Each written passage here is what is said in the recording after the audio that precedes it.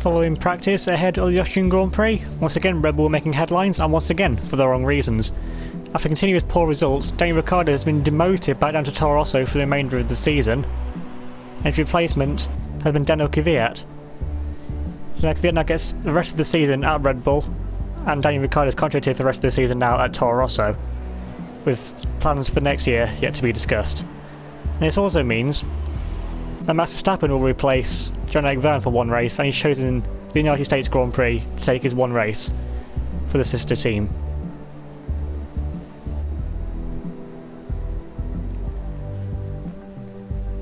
Taking a look at the qualifying grid for the Austrian Grand Prix, and Rosberg absolutely destroyed the competition, taking pole by over 6/10 of Hamilton in second, Valtteri Bottas in third, and Sebastian Buemi in the Williams lines up fourth, or over a second off the pace. Sergio Perez very happy with his 5th place qualifying, and Josh Taylor in 6th, again very happy with his qualifying, and taking this of Carmen Jorda in 7th. Sebastian Vettel starts all the way down in 8th, over a second slower than his teammate Hamilton. Jenson Button lines up in 9th, with Hülkenberg completing the top 10. The newly demoted Daniel Ricciardo lines up 11th, beating Max Verstappen. He has to settle for 12th. Very disappointing qualifying for both of the Red Bulls, only managing 13th and 15th for Kvyat and Vergne, with Sutter sandwiched in between. And Stoffel Van Dorn manages his best qualifying in Formula 1 to date in 16th position. Marcus Ericsson starting for 17th, Fernando Alonso in 18th, Will Stevens 19th, and Alex Rossi completes the grid.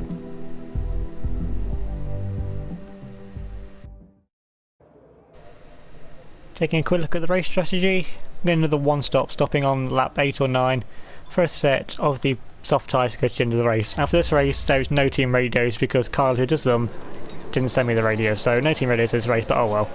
5 lights, long hold, lights out and away we go. Starting from Sergio Perez, great start alongside Sergio Perez.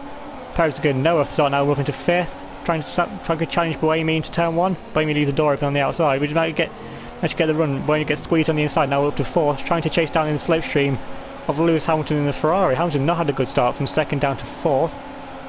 Now gaining in the slipstream. Can he try to make a move into turn 3? Think about it, actually made a contact there. Obviously not intentional, but Hamilton's going a bit slow in the braking zone to what I think he'll be doing. Yellow flag's further behind, don't exactly know what that's for. Everyone seems to be going okay up in front, so I don't know who's leading. I think Rosberg would be leading this race. So Hamilton's down to 4th. I don't know who's 3rd or 2nd. Looking behind. The Force India goes slows out. Perez got an issue. Now Jordan gets round, and now Perez got puncture, it looks like. And he's going to have to do the rest of the lap now without puncture. So it's very reminiscent to last year where the tyres just did not last, and Pirelli looked to have not got that issue sorted. Almost like, as I think I said last season, Indianapolis 2005, where the Michelin runners couldn't start the race because the tyres just wouldn't last. Now Perez makes a bit of a mobile chicane of himself, and there's more cars coming in. That's Jordan coming in, along with one of the Williams, which I guess is well, I guess it's Button. And so that Mercedes, I think Rosberg's pit as well, because this can't make the tyres last. Now Jordan gets held behind the Williams, so I don't know which Williams that is. Again, the tyres just don't last. Now coming back onto us, now up into 3rd. Once again closing back on Lewis Hamilton in this Ferrari. And also Hamilton completely track extends to keep his position. Okay, looks like he's not going to assist that position anytime soon, so it looks like I'm going to try and chase him down once again to try and take 2nd position. Now it's Buemi behind us, so that must be in Button that came to the pits on the first lap. I mean, Button starting all the way down, not a very good qualifying lap. And once again, he had to be on the first lap as well, so don't really know why he had to pit, considering he didn't put much force through his tyres compared to what the car should be able to do. Anyway, now we've got to try and chase down Lewis Hamilton. Keep him relatively close, well, much closer than I thought it would have been, given the lack of downforce on this Lotus compared to what the Ferrari has, and the Mercedes of Bottas out in front. Now coming now, yeah, I got Bottas up against Bottas pits as well. So now this is the fight for the lead. We get a great run on Hamilton out the final corner, close up so much into the brakes. Now still not got DRS yet, so this is all just pure slipstream. See, everyone's just completely setting fast lap now. Vettel, fast lap to the Grand Prix, and now Kvyat's fast lap to the Grand Prix as well. Now right up behind, now sandwiched in between both of the Ferraris. And getting in the slipstream now, we have DRS now be enabled, but still, this is the slipstream because not got DRS in. I'm going to pull to the inside of Lewis Hamilton, heavy braking up to turn 3, force Hamilton out wide. And once again, Hamilton tries to keep the position off of the track. Now he's going side by side with us. We're just going to have the edge with DRS and Mercedes power. Now Vettel is trying to move past Hamilton. Hamilton just covers him off, and now we're into the lead of the Austrian Grand Prix if we can hold it around turn 4. And it's like, yeah, we've held it, and now we're into the lead of the Austrian Grand Prix. Now we're trying to fend off from the two Ferraris. Now coming on to the next lap, I think Hamilton's pit. Now Vettel's going side by side with us, come down to turn 1. Vettel's going to have the inside line. We're going to try and hold it around the outside, or we just keep the nose in. Fourth Vettel exit, compromised Vettel exit. And we're going to, now it's just drag race up into turn 3. Of course, with a lower drag Lotus, we're going to have it in a straight line. Now Vettel's going to look behind us. Vettel hits us! Vettel hits us, and we go straight on wide. Vettel tried to make a move back to the outside, misjudged his braking, a hint to back of us, and he's now taken the lead of the Grand Prix and has DRS to pull away. So now we've got to worry about Daniel Ricciardo in the Toro Rosso behind us. Ricciardo having a great race so far, seeing he's back at Toro Rosso ahead of both of the Red Bulls. But it looks like Kvyat now just managed to overtake him, so I imagine they're going to have a bit of battle. And Ricciardo is not going to want to let Kvyat get away from him, seeming he's now driving what was Ricciardo's car at the previous race. Now cutting a few laps later on, it's not taking off the Kvyat to look over, now looking to the left, now looking to the inside. Which way is Kvyat going? We just stay in the middle of the track, it's the best place we can stay. Now Kvyat's going to look down the inside, we've got Ricciardo right behind us as well. We lock up slightly, now Kvyat's going to have the inside line, is he? Yeah, I think Kvyat's passed us. Now we're way back defending now from Daniel Ricciardo in the Toro Rosso, which is not something I thought I'd be doing at the start of this race, given our pace advantage in qualifying over the Toro Rossos. I guess it seems the cars with the Renault engines be able to make the tyres last a bit longer. They haven't got much power going through the wheels, so most of the time they get a bit better tyre. You see now Kvyat's already pulling away from us. I'm looking at a replay of Carmen Jorda, and of course, man, what if she goes airborne on one of the Manners? How has she still got all 4 wheels on her car? I'm very lucky there for Carmen Jorda. So now catching back up to the back of the field after making the lap 1 pit stop. Now cutting on to lap 7, getting close to a pit stop. We see their tyres are brick red now. Now I've got to try and defend from Daniel Ricciardo from turn 1. We go to the inside line, force Daniel Ricciardo to go the long way around the outside. He's going to make the move. He outbrakes us. He runs out wide into turn 1. You see his teammate, you see Verstappen spun.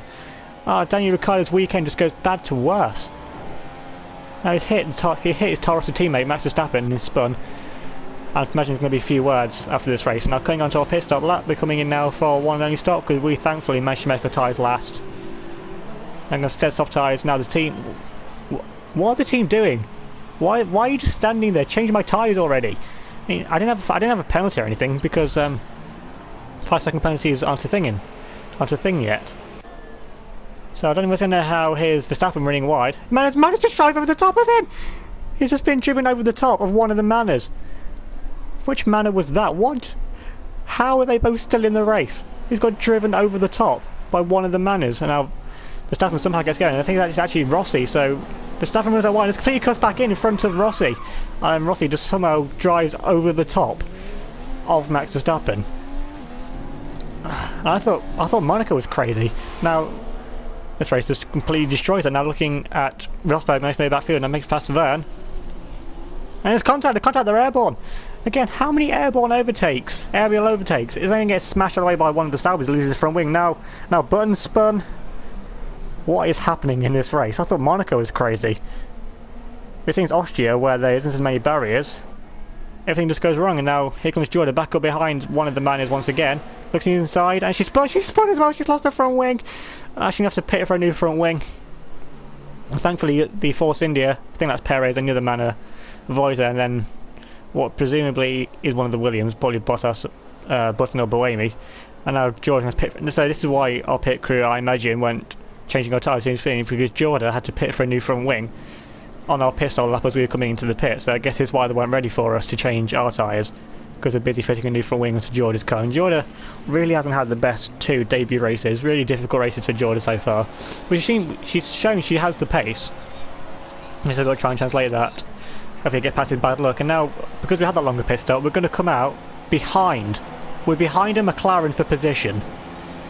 This is how costly that pit stop was. And now we're getting slipstream Mercedes power versus Honda power. No match. We move straight past Stoffel Van Dorn into what I think was 5th position. I think it's 5th position. Yeah, now to 5th. And you've got Bottas and Mercedes in front of us, so there's no way we're going to catch him. Let's go try and pull away from Van Dorn, which shouldn't be too difficult, seeming he's in the McLaren Honda. Though Alonso did get a podium last race at Monaco, but that was very circumstantial. And he didn't have the pace for the podium, so we should be able to pull away from the McLaren. Now just coming through the through the sweeping left-handers here. I mean, Austria is quite a difficult track for what you think it is, because there's because it's all just corners and how short it is.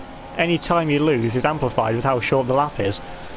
Now coming on to lap 11, still in P4. Now Rosberg's managed to dispatch of Van Dorn, and now he's chasing after us in the slipstream. And of course Rosberg can have much better tyre wear on the Mercedes than the Lotus, even though the Mercedes does seem pretty poor on tyre wear, and they have announced they are planning a B-spec car, so I don't really know when that's going to come. I imagine that's going to be focused on engine power and improving tyre wear. Now Rosberg in the DRS, where's he going to go? He's going to go around the outside. Now coming onto the heavy braking for turn 4, Rosberg, we're going to squeeze him, we're going to make it easy for him, even though we do probably have to let him pass, seeing we are the Mercedes driver. And now Rosberg managed to move past now and take 4th position. Now we're demoted down to 5th. Now cutting on a few laps later on, now we've got Button in the Williams front, now how fast these BMW Williams are in straight line, and Button's monsters straight past us even before the braking zone. We're going to try and hold it around the outside. Focus on the curbing. Now we're going side by side with Button.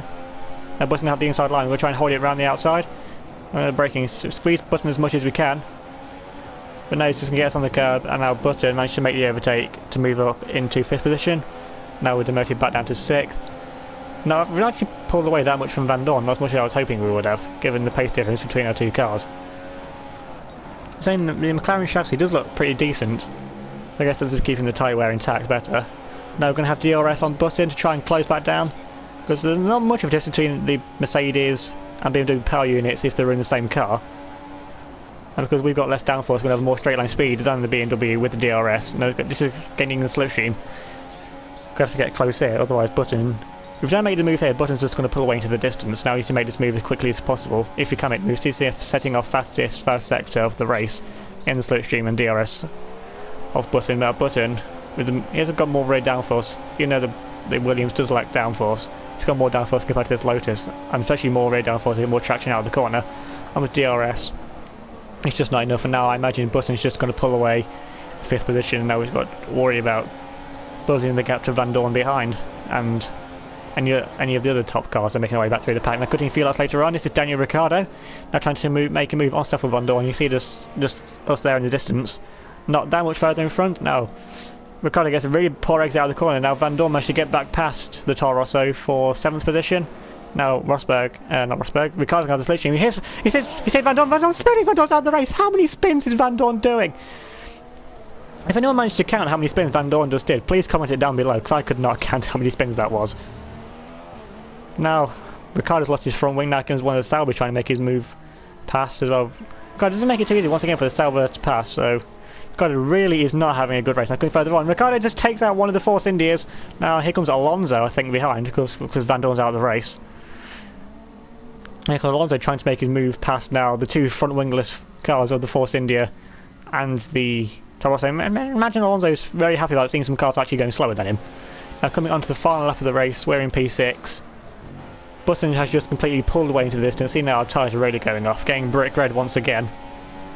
And now Sutil in 7th. So Sutil's had a great race, managed to survive all of the mayhem, much like at Monaco last race. If you survive, you guarantee some good points. You see we're just locking up over running wide because our tyres are just completely shot. They've got nothing left. And I don't know where Sutil is, but I don't think he's anywhere near challenging us with all these mistakes that we're making. So let's go try and keep around the rest of the lap and consolidate P6. And now Sebastian Vettel is going to round the final corner to win the Austrian Grand Prix from 8th on the grid. You can see they're just in front. He wasn't actually too far off, lapping his teammate Lewis Hamilton, so I don't know what's happened to Hamilton. I wasn't aware of him being involved in any of the incidents. I know he stopped really early, but for us, now we're going to round the final corner, and for us it's going to be pretty okay P6, and that's why we started, so nothing lost, nothing gained. P6, I'll take that. And now, but Will Stevens from Manor is going to round the final corner for 10th position to take 3 points from Manor. Get their first points of the season.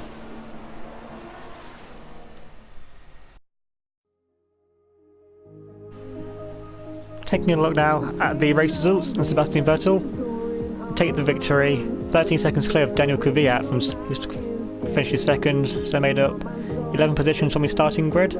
Valtteri Bottas in 3rd for Mercedes, and Rosberg recovers to 4th after his aerial overtake on John-Eric Verne. Jenson Button finishes in 5th, only 3 seconds behind the Mercedes in the end, so maybe a few more laps could have actually caught the Mercedes.